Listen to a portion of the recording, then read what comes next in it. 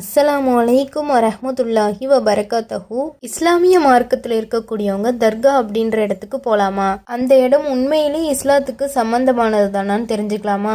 முதல்ல தர்கா அப்படின்னா என்ன? ஒருத்தவங்க இறந்து போயிருப்பாங்க, அவங்களுக்கு ஏதோ சிறப்பு இருக்கு, சக்தி இருக்கு அப்படின்னு சொல்லி அந்த இடத்த தரைக்கு மேல உயர்த்தி கட்டி அதுக்கு மேல ஒரு கட்டடத்தை எழுப்பி மக்களுடைய பார்வைக்காக இருக்கிறது தான் பொதுவா இந்த மாதிரி தர்கா அப்படின்னு சொல்லப்படுது. ஆனால் இதுக்கும் இஸ்லாத்துக்கும் எந்த விதமான சம்பந்தமும் கிடையாது. இஸ்லாமிய மார்க்கத்தை பொறுத்த வரைக்கும் ஒரே இறைவன் தான். அந்த ஒரே இறைவன் யாரை ஃபாலோ பண்ணுங்கன்னு சொல்லியிருக்கான்? முகமது நபி ஸல்லல்லாஹு அலைஹி வஸல்லம் அவங்க. அப்பேற்பட்ட முகமது நபி ஸல்லல்லாஹு அலைஹி வஸல்லம் அவங்களே என்ன சொல்லியிருக்காங்க? என்னுடைய கபரை விழா கொண்டாடும் இடமாக ஆக்கிடாதீங்க அப்படின்னு சொல்லியிருக்காங்க. முஸ்லிம்களுக்கு முன்மாதிரி இருக்கக்கூடிய ஒரு நபியே இப்படி சொல்லியிருக்கப்போ இன்னைக்கு யார் யாருக்கோ என்னென்னமோ சிறப்புகள் இருக்குன்னு மக்கள் கொண்டாடிக்கிட்டு இருக்காங்க. அல்லாஹ் பாதுகாக்கணும். இப்படி செஞ்சுக்கிட்டு இருக்கிறது எல்லாமே மன்னிக்க முடியாத பாவங்கள்ல ஃபர்ஸ்ட் இருக்கு.